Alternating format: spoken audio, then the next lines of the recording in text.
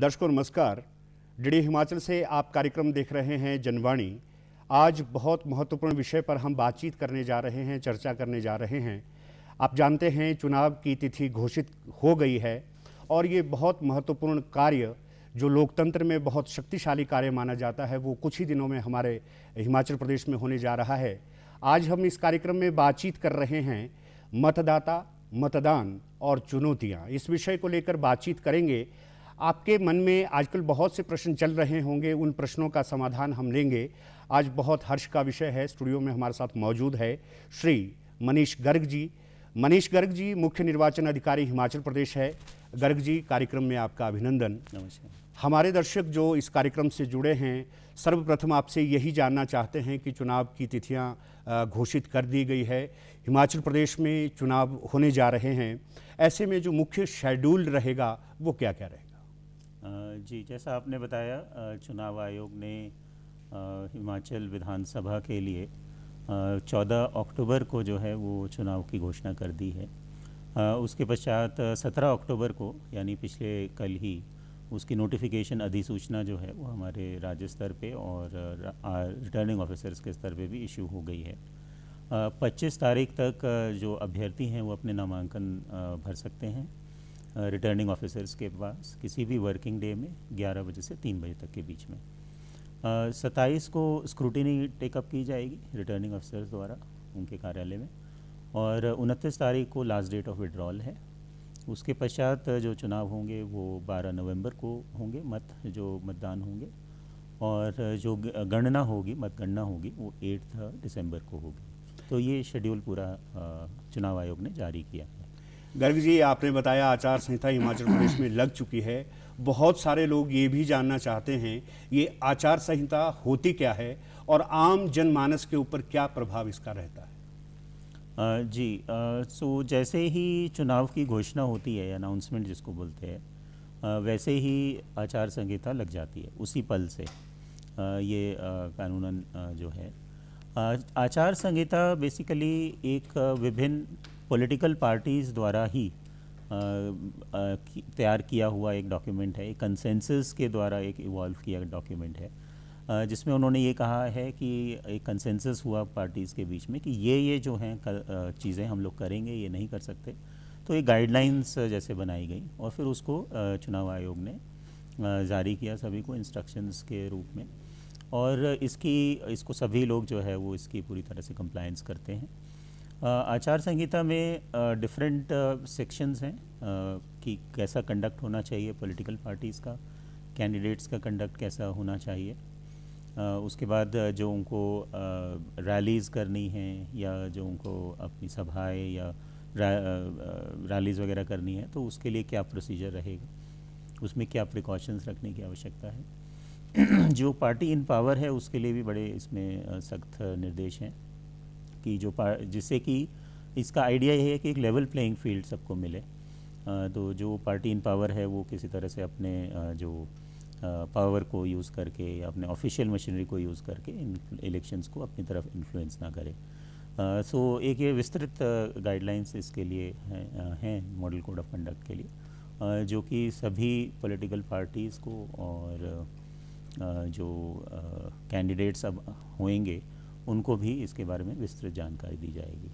हिमाचल प्रदेश में विधानसभा के चुनाव निष्पक्ष निर्भय तरीके से हो सके, आम जनमानस इसमें अपनी सहभागिता दे सके, इसलिए आप लोगों के कैसे कैसे प्रबंधन है? जी, पहला तो हम लोग जो मॉडल कोड ऑफ कंडक्ट है उसको बड़ा कड़ाई से उसका इम्प्लीमेंटेशन कर रहे हैं। जैसे ही ये चुनाव की घोषणा हुई तो सबसे पहले कदम होता है 24 आवर्स में जितने भी गवर्नमेंट इंस्टीट्यूशंस हैं वहाँ से जो पॉलिटिकल फंक्शनरीज़ हैं उनके फ़ोटोग्राफ्स वगैरह हटाने होते हैं, और जो होर्डिंग्स वगैरह हैं वो भी हटाने होते हैं सार्वजनिक स्थलों से। तो ये बहुत ही त्वरित कार्रवाई करके सभी डीसीज़ ने और आरओज़ ने, हम कल देख रहे थे टोटल आंकड़ा जो है लगभग 30,000 ऐसे होर्डिंग्स, बैनर्स, पोस्टर्स जो है वो हटाए गए हैं सार्वजनिक स्थलों से और गवर्नमेंट बिल्डिंग से।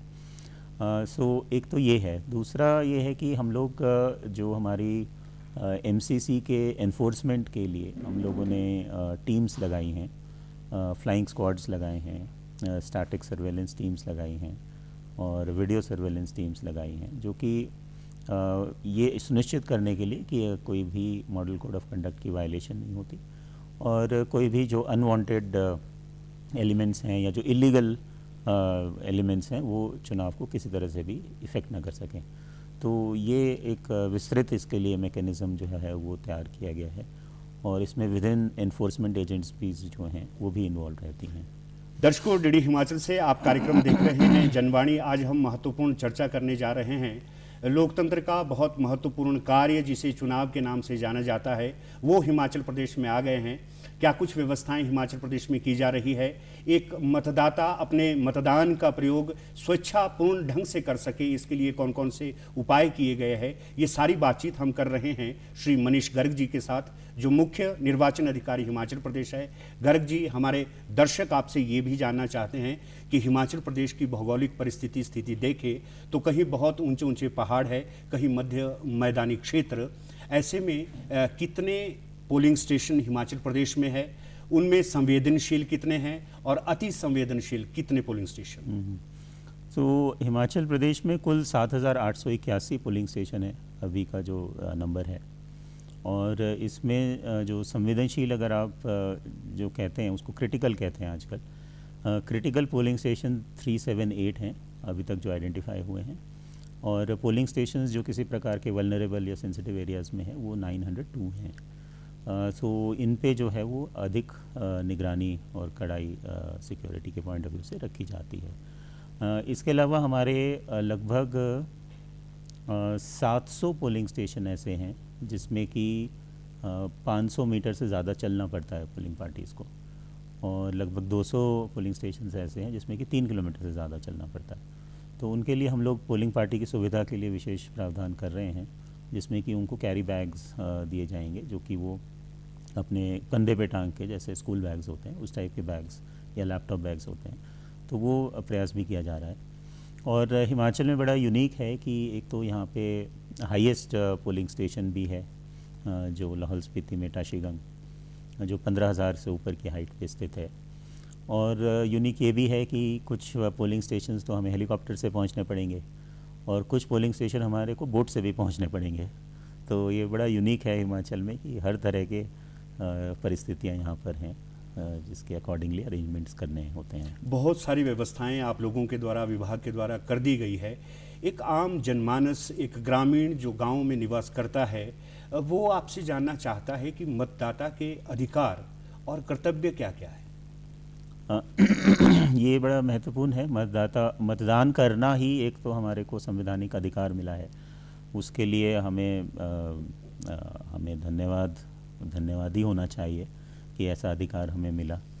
और लेकिन उस अधिकार का प्रयोग करने की हमारी जिम्मेदारी भी है कि उस अधिकार को जो है हम बिना किसी प्रलोभन के, बिना किसी डर के और बिना किसी बहकावे में आकर अपने स्वेच्छा से और अपने जो कैंडिडेट के को देखते हुए उस आधार पे वोट करें, जिससे कि अच्छे जो हैं वो कैंडिडेट्स चुने जाएं।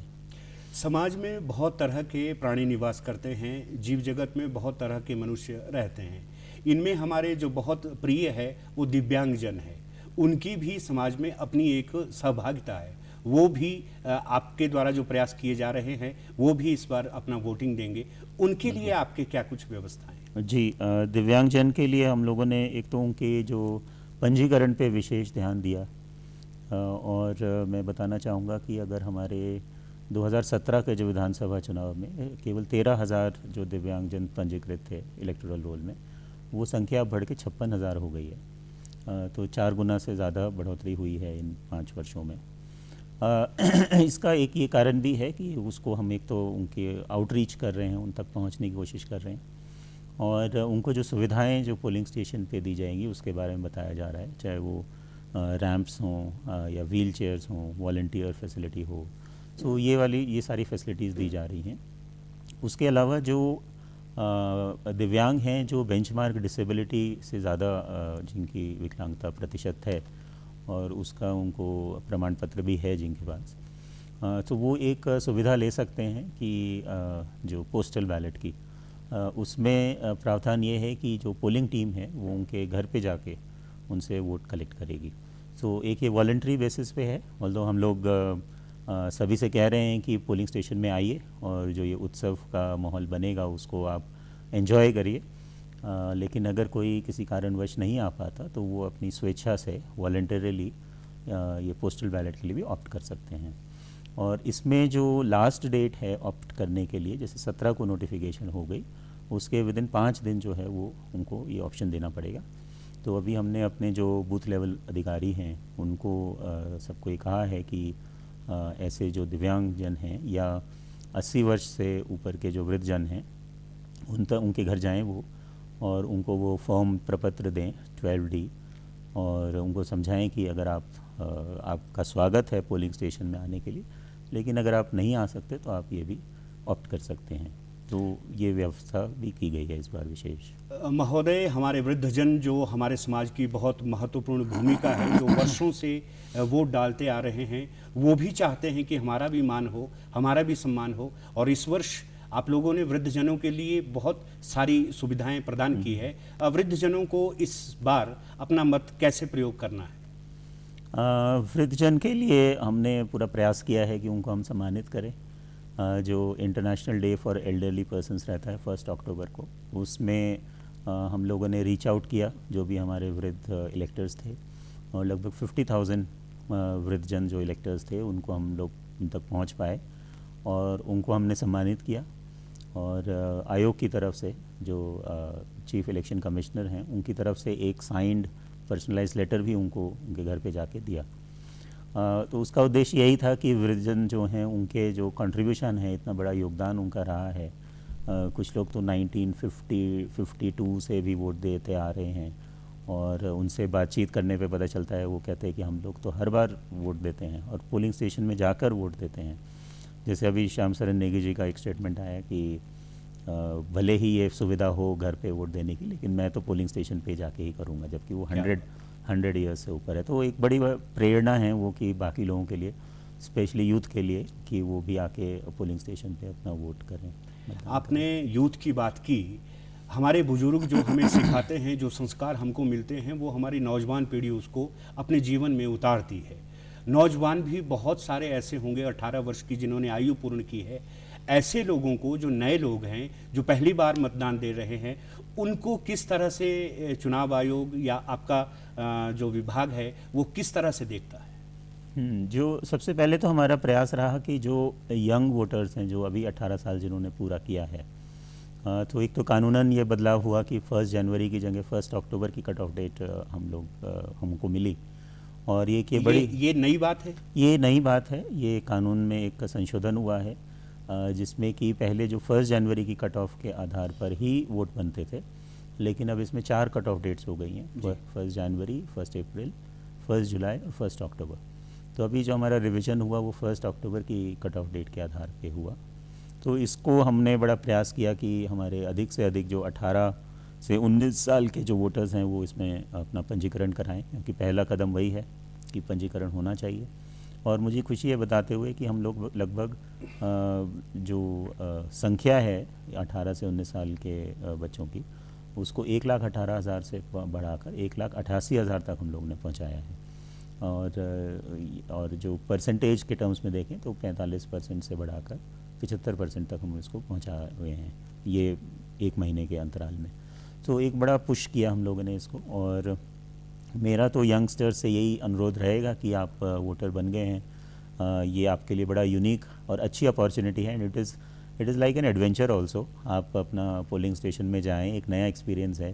आप एडल्ट हो गए हैं, this is a sign of you becoming an adult. तो it is like an adventure also. हम लोगों ने भी फर्स्ट टाइम जब वोट दिया था तो बड़ा एक्साइटमेंट और एडवेंचर जैसा महसूस होता है। आपको भी ऐसा महसूस हुआ होगा। तो उसको अनुभव करें, वो आएँ पोलिंग स्टेशन पे, मतदान केंद्र पे आएँ और अपना मत का प्रयोग करें। गर्ग जी, हम भी यही चाहते हैं, बहुत सारे मतदाता जो नए जुड़े हैं वो भी अपने मतदान का प्रयोग करें, और प्रदेश के विकास में जो हमारा सहयोग बन सकता है हम उस सहयोग को दें। लेकिन दर्शकों के मन में ये भी प्रश्न है कि जब हम वोट डालने जाते हैं तो कौन कौन से ऐसे मुख्य प्रपत्र है जो हमारे पास होने चाहिए जिनके बिना हम वोट नहीं डाल सकते? हाँ जी, तो हमारे यहाँ जो फ़ोटो पहचान पत्र है, एपिक जिसको बोलते हैं, एपिक की जो हमारे यहाँ डिस्ट्रीब्यूशन की प्रतिशत है वो 100% है। तो जितने भी अभी जो नए वोटर्स बने हैं उनको भी हम वितरित कर रहे हैं एपिक्स, लेकिन हमारे यहाँ 100% एपिक्स की कवरेज है। तो इसमें आयोग ने कहा है कि या तो एपिक होना चाहिए, अगर एपिक किसी के पास नहीं है तो फ़ोटो वोटर स्लिप के साथ साथ जो अदर आइडेंटिफिकेशन डॉक्यूमेंट्स हैं जैसे ड्राइविंग लाइसेंस, पैन कार्ड, जो कोई भी फ़ोटो पहचान पत्र जो कि एक सरकारी संस्था द्वारा इशूड है उसको वो ला सकते हैं। और विशेष तौर पे ये कहा गया है, और मैं ये बताना चाहूँगा जिससे कोई कन्फ्यूजन ना रहे, कि जो फ़ोटो वोटर स्लिप जो मिलती है वोटर्स को, केवल अगर वो लेके आते हैं तो उसके आधार पे वो नहीं दे पाएंगे वोट, उसके साथ साथ उन्हें अपना कोई फ़ोटो पहचान पत्र लाना पड़ेगा अगर उनके पास एपिक नहीं है। अगर एपिक है फिर कोई दिक्कत नहीं।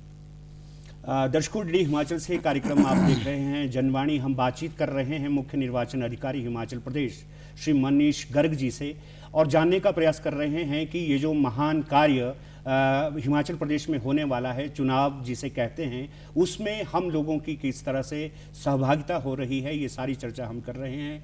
आपने अभी जिक्र किया आचार संहिता का। आचार संहिता का उल्लंघन यदि आम जनमानस कहीं देखता है अपने समाज में, अपने गांव में, अपने क्षेत्र में, किसी शहर में, तो क्या आम जनमानस का भी दायित्व है कि उसके प्रति जागरूक रहे, और यदि ऐसी परिस्थिति में उसको सबसे पहले क्या करना चाहिए? ये बहुत ही अच्छा आपका प्रश्न है, क्योंकि जब तक जो नागरिक जागरूक नहीं होगा तब तक इसको कंप्लायंस करना बहुत टफ होगा। और इसी के लिए आयोग ने जो है एक ऐप लॉन्च किया है जिसका नाम है सी विजिल। तो कहीं पे भी अगर किसी को कोई कोड ऑफ कंडक्ट की वायलेशन नज़र आती है तो वो सी विजिल पे उसका चित्र खींचकर या वीडियो बनाकर अपलोड कर सकते हैं, और जैसे ही वो अपलोड करेंगे उसके जो कोऑर्डिनेट्स हैं जहाँ पे वो कार्य हो रहा है जो कि नहीं होना चाहिए, तो वो एक इमीडिएटली जो है वो एक पोर्टल पे आ जाएगा, और उसके बाद तुरंत जो फ्लाइंग स्क्वाड या दूसरी टीमें हैं वो एक्टिवेट हो जाएंगी, और विदिन 100 मिनट्स जो है उसकी कंप्लायंस करके जो कंप्लेनेंट है उसको वो कंप्लायंस रिपोर्ट देंगे। तो ये बहुत क्विक तरीका है उसको आचार संहिता की अगर कहीं अवहेलना हो रही है तो उसको एड्रेस करने के लिए। इसके अलावा हमने राज्य स्तर पे भी और ज़िला स्तर पे भी एक कॉल सेंटर नंबर दिया है 1950, उस पर कॉल करके भी आप अपनी ग्रीवेंसेस या कंप्लेंट्स दर्ज कर सकते हैं।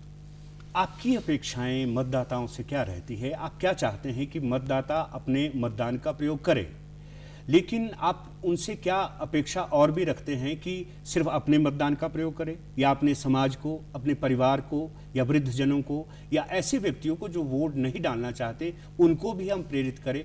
आपकी मतदाता से अपेक्षा क्या रहती है? ये बड़ा अच्छा आपने पूछा है कि ये तो ऑब्वियसली हम कहेंगे ही कि आप मतदान करिए आके, लेकिन अपने फैमिली है, अपने रिलेटिव्स हैं, उनको भी मोटिवेट करिए, क्योंकि एक कई बार ये भी होता है कि मतदान वाले दिन छुट्टी होती है तो लोग छुट्टी घूमने चले जाते हैं या अपने निवास स्थान पर नहीं होते, तो उन चीज़ों को अवॉइड करना चाहिए। छुट्टी तो हमें बहुत मिलती है साल में, लेकिन मतदान का दिवस तो 5 साल में एक बार आया है, तो एक त्यौहार है और इसको त्यौहार की तरह से ही सेलिब्रेट करना चाहिए।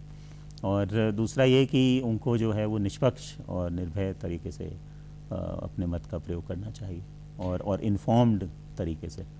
इस चुनाव रूपी उत्सव का हम बहुत भले से प्रयोग करें, अपनी जो सहभागिता है वो प्रदेश के विकास में सुनिश्चित बनाएं, जो हमको गाइडलाइंस दी गई है हम उनकी अनुपालना करें, अपने समाज को, अपने परिवार को भी प्रेरित करें। आपसे ये भी जानना चाहते हैं कि बहुत सारी ऐसी महिलाएं हैं जो बहुत झिझकती है, बहुत डरती है, क्योंकि महिलाएं जो ग्रामीण क्षेत्र में रहती है वो कई बार ऐसा समझती है कि हम वोट ना भी डालेंगे तब भी प्रदेश का विकास हो जाएगा।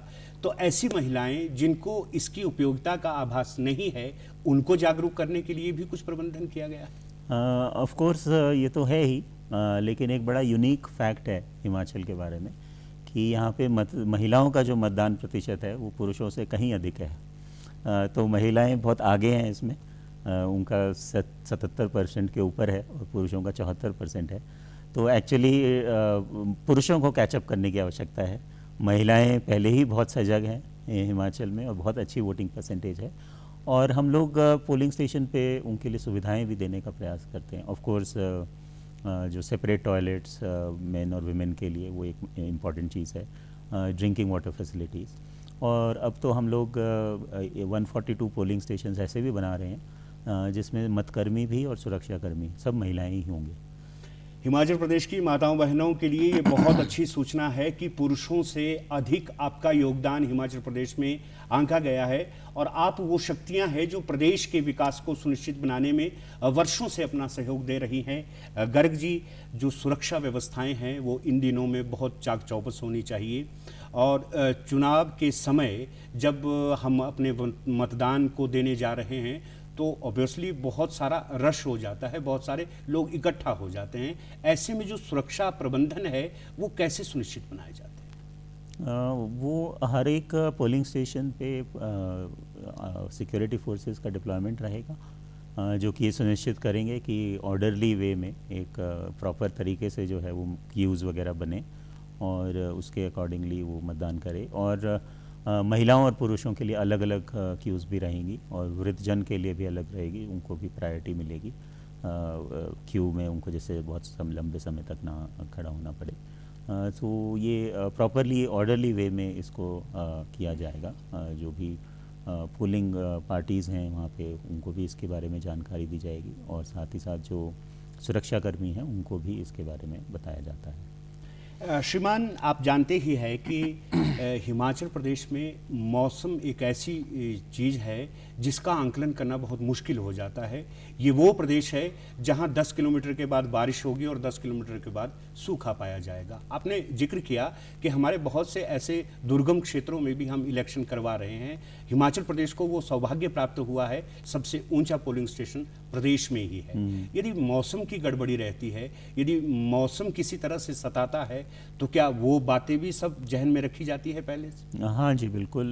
एक तो जो हमारे जहाँ पे हमें लगता है कि ये ऐसे क्षेत्र हैं जहाँ पे बर्फ़ वगैरह की संभावना है, वहाँ के लिए कंटिजेंसी प्लान तैयार किया गया है और हेलीकॉप्टर वगैरह की सुविधा भी वहाँ पे प्रोवाइड की जाएगी।